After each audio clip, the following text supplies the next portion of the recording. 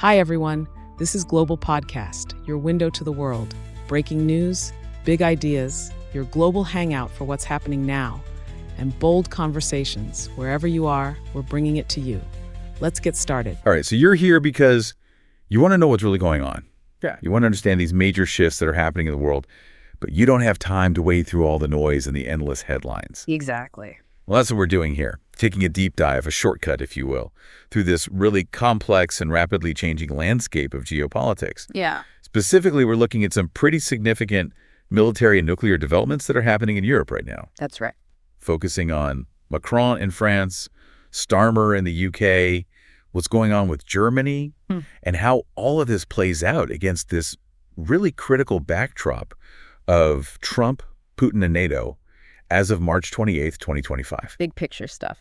Absolutely, and we've gone through a ton of sources trying to distill this down to the core insights.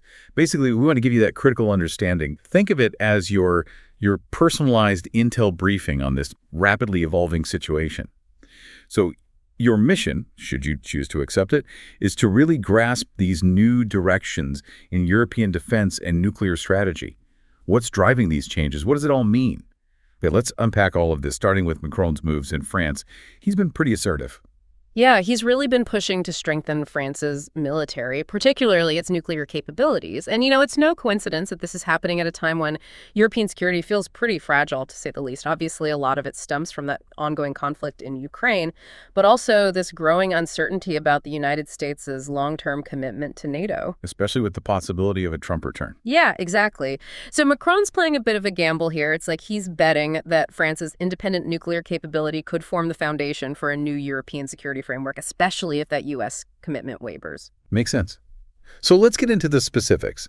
One of the key things we keep hearing about are these Rafale F-5 fighter jets that France is committed to getting. Now, these aren't just some minor upgrade, are they? No, not at all. I mean, the Rafale F-5 is a pretty significant leap forward technologically.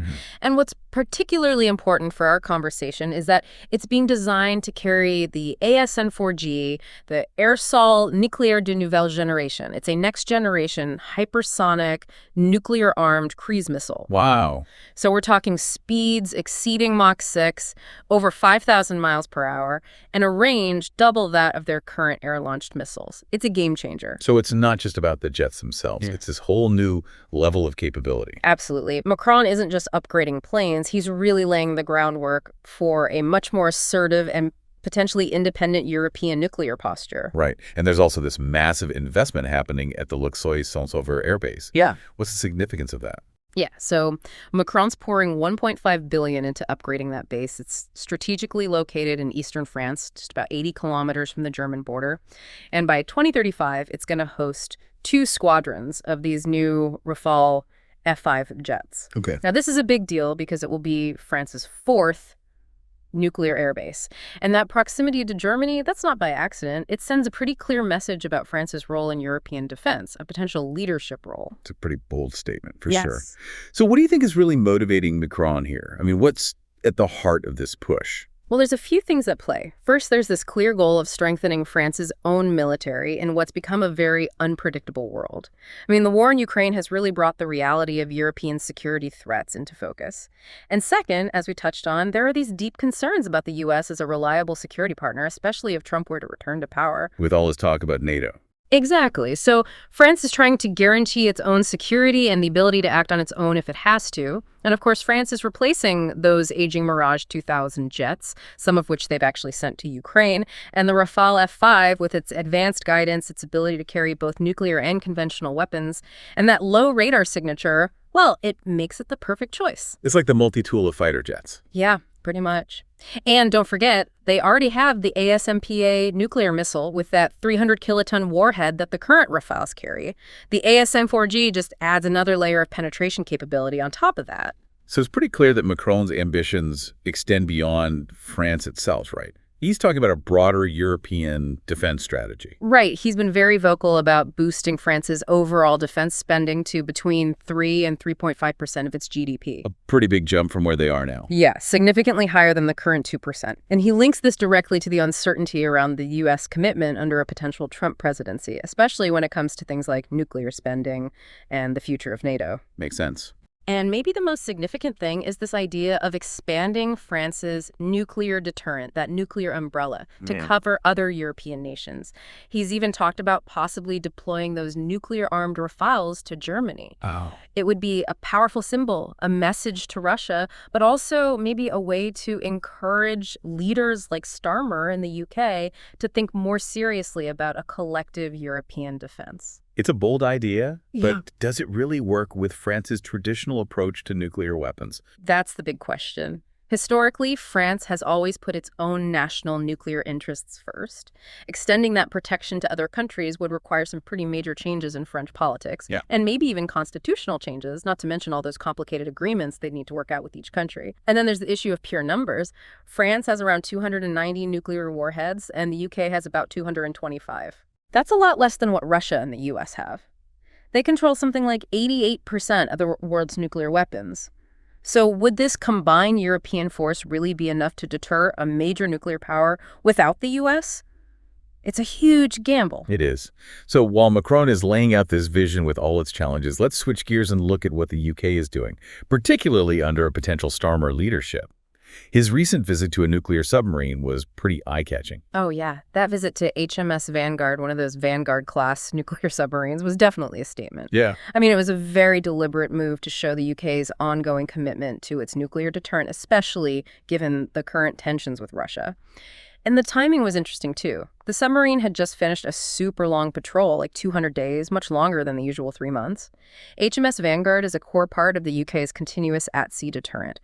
That means they always have at least one nuclear-armed submarine on patrol ready to respond. It's that second strike capability that's so important. Each of those submarines can carry up to 16 Trident the second D5 nuclear missiles. It's serious firepower. It's a powerful image, for sure. What was the official reason they gave for the visit? Well, it was a pretty rare public display of the UK's nuclear capabilities, that's for sure.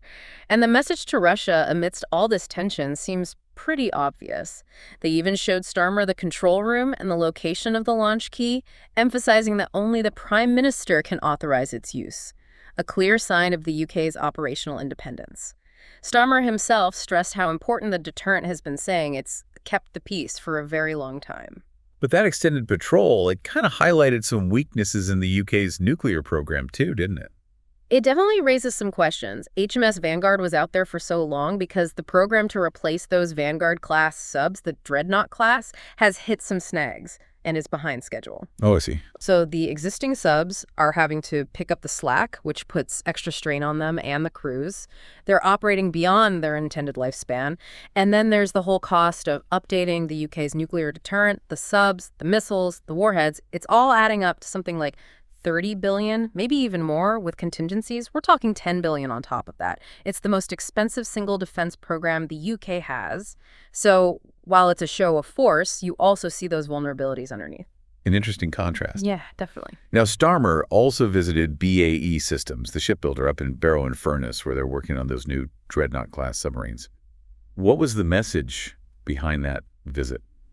Well, going to BAE Systems was a way to connect that huge defense spending with real economic benefits. You know, he called Barrow a blueprint for how investing in defense can actually create jobs, highly skilled jobs, and boost national security at the same time. And this comes at a time when, as we discussed with Macron, there's this growing pressure for the UK to contribute more to European security. Yeah. You know, while the UK's Trident system is part of the whole NATO and US framework, people are starting to ask how independent it really is. A No-10 spokesman was very firm, stating that the deterrent is completely operationally independent. But some analysts argue that because they rely on US technology and NATO structures, they're not as autonomous as France. So there's this tension between being part of the alliance, but also wanting to maintain their own control. Yeah, exactly. Now let's shift focus to Germany. They've also been making some pretty big moves with their defense policy. Oh, absolutely. Germany has pledged a huge $650 billion for defense over the next 10 years. I mean, that's a monumental shift in their security policy, and it's very clearly driven by the fear of further Russian aggression after what happened in Ukraine. It's a big change for them. It is. And this decision came after their parliament, the Bundestag, approved a massive increase in military spending. They even had to temporarily change some of their very strict debt rules to find the money for all this new defense infrastructure. You can't separate this from what's happening in Ukraine and the warnings from German officials like their defense minister, Pistorius. He's even said that Russia could be ready to attack a NATO member within the next 5 years. That's a scary thought.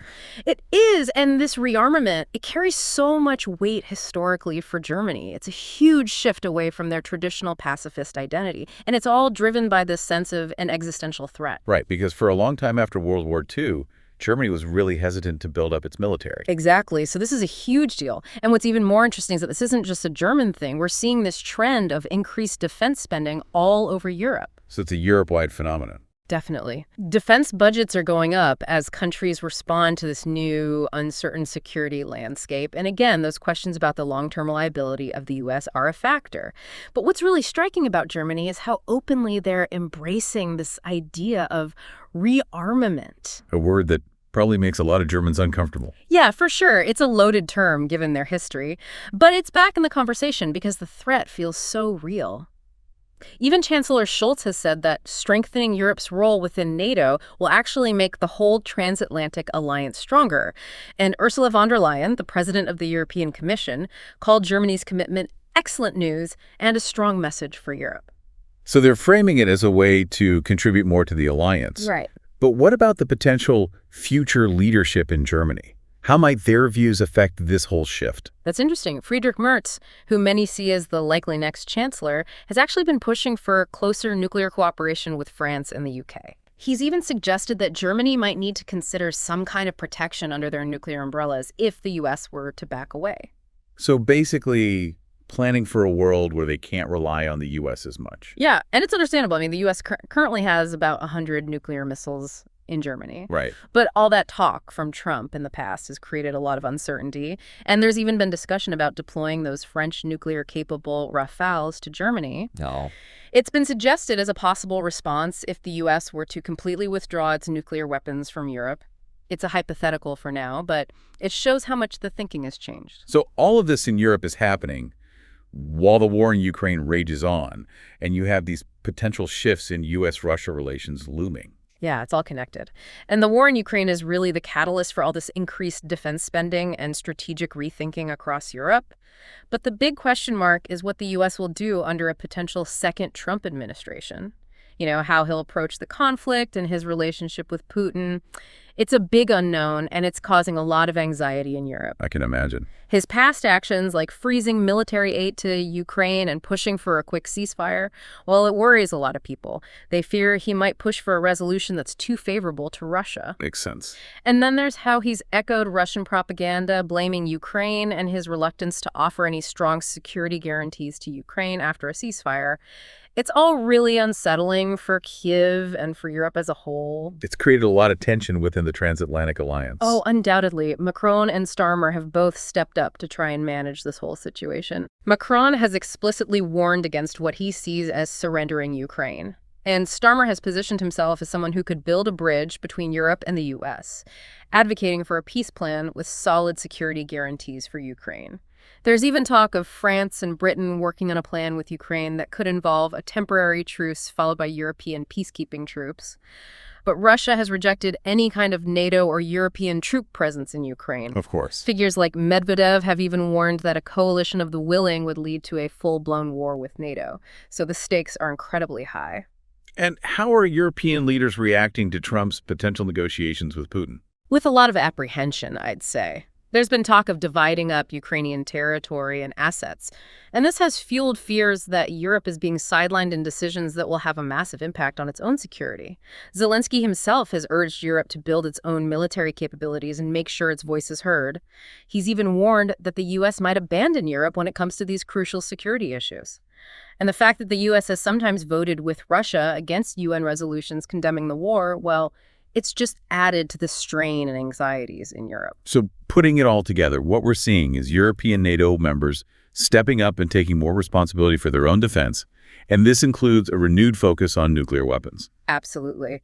This loss of trust in Russia, coupled with the uncertainty around the U.S. under a possible Trump return, it's driving this focus on more powerful weapons, including nuclear options. It's happening across European NATO members. It's a big shift. It is.